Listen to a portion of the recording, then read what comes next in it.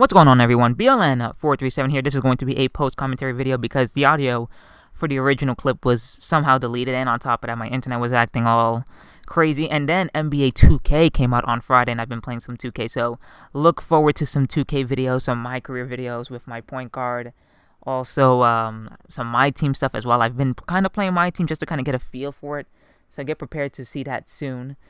And as Charlie Blackman freaking grounds out here, it's 1 out, and now we have 2 outs here with Victor Martinez, nobody on base, so Hanley Ramirez didn't do the job either.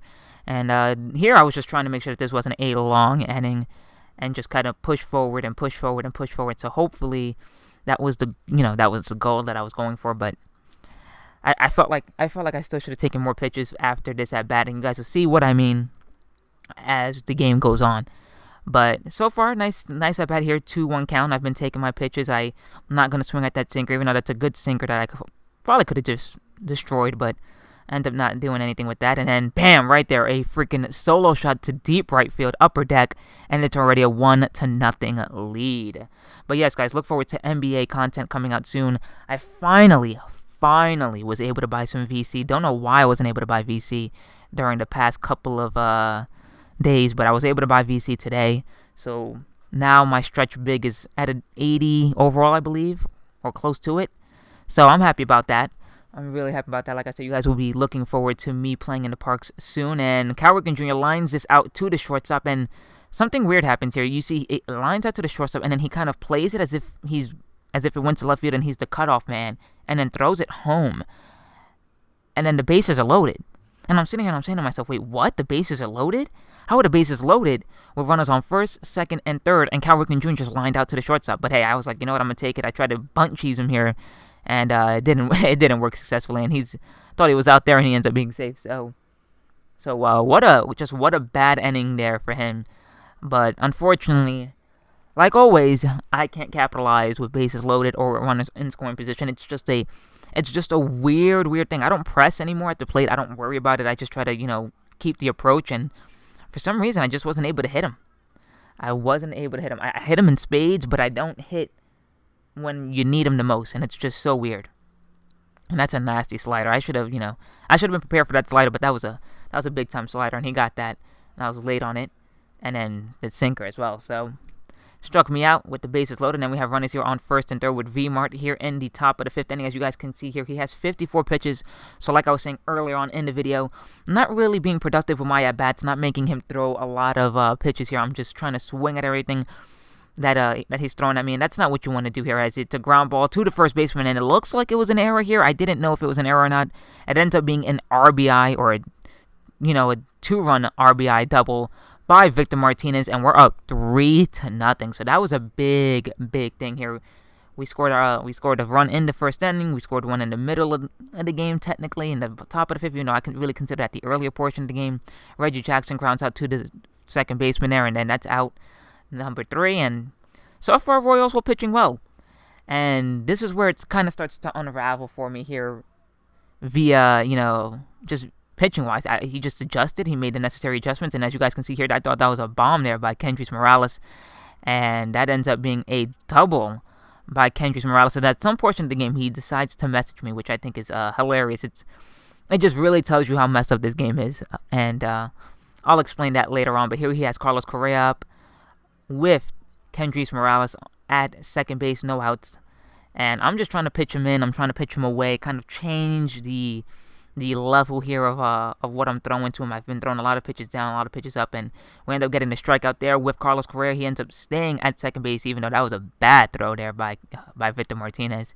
And now he has his pitcher Jake Arrieta up. So here I'm just thinking high fastball outside of the zone, very outside of the zone, and he's not going to be able to get a base hit, but he does. And at this point, I was just raging. I was just so mad. I was like, there's no effing way that this guy got a base hit off of that cheese. And then this right here is where he starts to message me, I believe. So it's here on the top of the 5th inning, and he pauses here, and I'm pausing, and I'm like, okay, maybe he's warming somebody up in the bullpen. And I'm looking at his bullpen because I haven't seen it the whole game yet, and I'm like, all right, Familia, Wilson, and all that, those are guys that I can hit. Not really too worried about that. And then here you go, the following player added you to one of your groups, and I'm like, okay, what is he gonna write me? What is he gonna message me saying? and still waiting. I'm still waiting, guys, and it gets pretty funny here. So he literally spends time just to talk about the game and just to explain what he felt he got cheated out of. Now, there was a portion in this at bat, and he's going to message it in, or he's going to write it in the message, that I didn't put in the video, and here it is. Brody, they saved you twice with that S from JD and Saltalamacchia, LMFAO. Now, during the portions of the game, there was a portion of the game where he got a big hit, I thought, with Jarrett Saltalamacchia, and it ended up not really being anything crazy. It was pretty much it was a hard out to center field, but it wasn't like it was going to impact the game. I already had the 3-run lead. He hadn't threatened me really up to that point. Same thing with JD. It was another one where it was like, all right, he hit it pretty hard, but he hit it like right at the left fielder. One of those routine plays, but he felt he got all green on that, which I understand. Being frustrated by that. So here I'm just trying to throw the fastballs in. He's already made adjustments to the pitches I've been throwing to him. He's trying to steal here. He ends up getting the stolen base. I thought he was out here. I thought we had a good shot at him, and Blue calls him safe there. So that was just a good steal attempt there by him. So then I'm thinking, you know what, go back inside with the fastball. He was kind of late on that, actually, I thought, but games has good timing. So I'm just like, all right, whatever. Let me just throw something down, get him out here, and 2 outs. So then we have his created player here, Pee Wee Fat, I believe it was, which I think is hilarious. And right there, I don't know if I'm going to be able to get a good defensive first baseman. I'm looking at first basemen, but then it's like I love the idea of having switch hitters in my lineup. I want to have as many switch hitters as I can, and I end up not doing that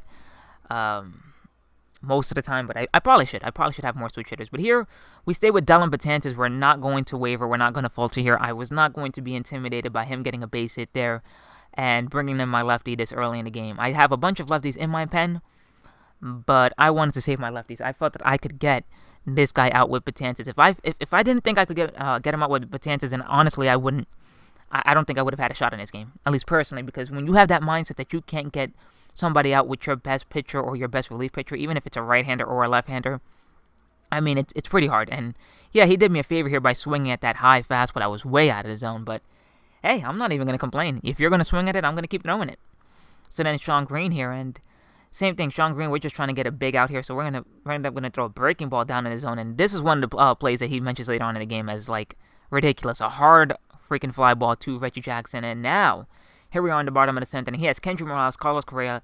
The way I'm looking at it, he has 2 lefties or 2 guys that don't really hit lefties as well as they do righties, and I'm just going to bring in Zach Britton, and we're going to see what we can do here, and Zach Britton making his debut game does the job here with a nice ground ball. That was a hanger there, so don't really know how much of a good job he did in that at-bat, but the Correa at-bat was way better than this at-bat.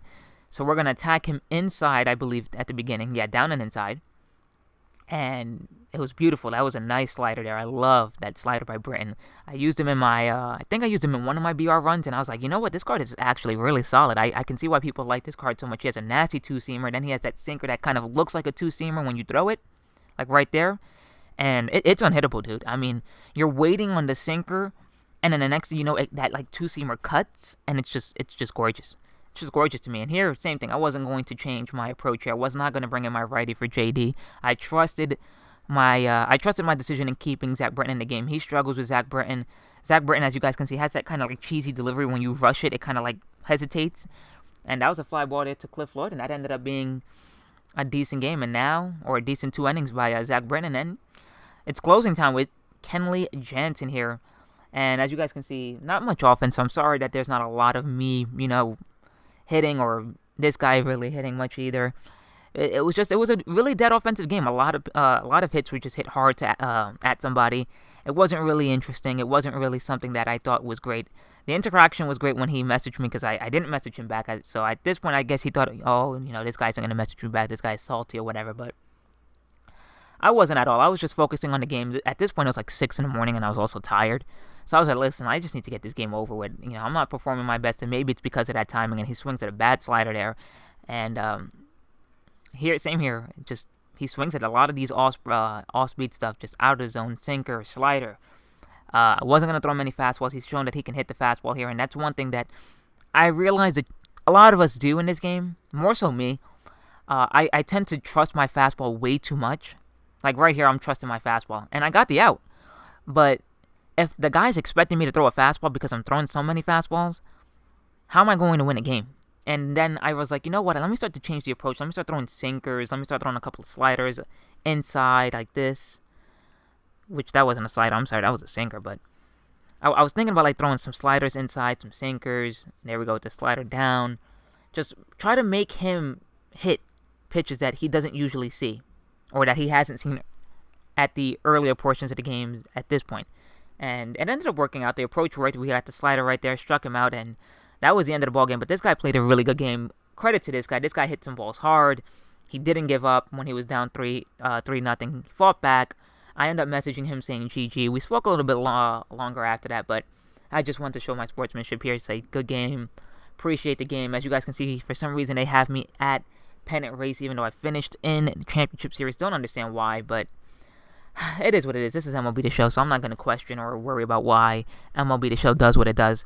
So anyways, guys, if you guys like this video, make sure to leave a like down below. Comment as well. You guys can talk to me about anything. The upcoming baseball season. I am going to be doing a predictions video this Friday on the MLB postseason as well, or next week maybe, because next week would be towards the end of the season.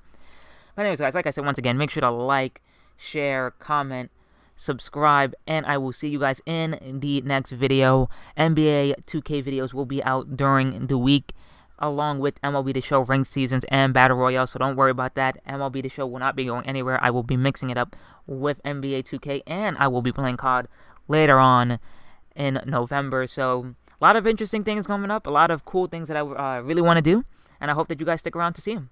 Later.